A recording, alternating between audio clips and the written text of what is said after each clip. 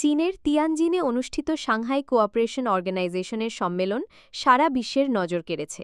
কারণ ৭ বছর পর ভারতের প্রধানমন্ত্রী নরেন্দ্র মোদী চীন সফরে গিয়েছিলেন।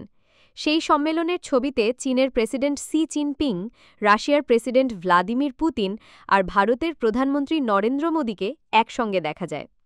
এতেই শুরু হয় নানা বিশ্লেষণ। অনেকে বলছেন, মার্কিন প্রেসিডেন্ট ডোনাল্ড ট্রাম্প ভারতের উপর বাড়তি শুল্ক চাপানোর পর মোদি চীনের দিকে ঝুঁকছেন। আবার কারো মতে, তিয়ানজিন সম্মেলন আসলে নতুন এক বৈশ্বিক জোটের ইঙ্গিত, যেখানে চীন নেতৃত্বে রাশিয়া ও ভারত পাশে আর প্রতিপক্ষ যুক্তরাষ্ট্র। কিন্তু আসল বাস্তবতা এত সহজ নয়। ভারতের পক্ষে যুক্তরাষ্ট্রকে ছাড়ার কোনো সুযোগ নেই, কারণ অর্থনীতি বড় চালিকা শক্তি। শুধু যুক্তরাষ্ট্রেই ভারতের বার্ষিক রপ্তানি প্রায় $90 বিলিয়ন। বিপরীতে এসসিও সদস্য দেশগুলো মিলে তার চেয়ে কম। চীন ও রাশিয়া ভারতের পণ্য কিনতে আগ্রহী নয়, বরং নিজেদের পণ্য বিক্রি করতেই বেশি আগ্রহী।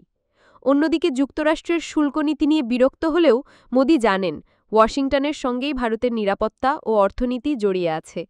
যুক্তরাষ্ট্রের সঙ্গে সামরিক সহযোগিতা ছাড়া ভারতের টিকে থাকা কঠিন। তাহলে মোদি তিয়ানজিনে গেলেন কেন? বিশেষজ্ঞদের মতে, এই সফর মূলত এক ধরনের বার্তা। মোদি দেখাতে চাইলেন, যদি ট্রাম্প ভারতকে অবহেলা করেন তবে দিল্লিরও বিকল্প পথ আছে। কিন্তু ট্রাম্পের প্রতিক্রিয়া ছিল একেবারেই তাচ্ছিল্যপূর্ণ। তিনি দাবি করেছেন, ভারত নাকি যুক্তরাষ্ট্রের সব শুল্ক বাতিল করতে রাজি হয়েছে। তিয়ানজিনে মোদির উপস্থিতি চীনের জন্য ছিল কৌশলগত জয়, কারণ গণতান্ত্রিক নেতা হিসেবে তার অংশগ্রহণ স্বৈরশাসকদের ভরা ওই সম্মেলনে এক ধরনের বৈধতা এনে দেয়। এতে শি জিনপিং সন্তুষ্ট হয়েছেন, পুতিনও খুশি হয়েছেন।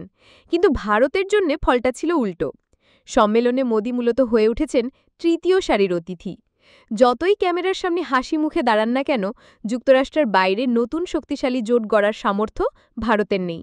অবশেষে মোদি জানেন, চীন সবসময় ভারতকে প্রতিদ্বন্দ্বী হিসেবেই দেখবে, পাকিস্তানের পক্ষে থাকবে আর সীমান্ত ইস্যুতে চাপে রাখবে। তাই যতই আলোচনায় নানা ব্যাখ্যা আসুক, ভারতের জন্য বাস্তবতা স্পষ্ট যে তারা যুক্তরাষ্ট্রের কক্ষপথ থেকে বেরোতে পারবে না। এখন দিল্লির প্রধান কাজ হল ট্রাম্পের সঙ্গে মর্যাদা রক্ষা করে সম্পর্ক মেরামত করা।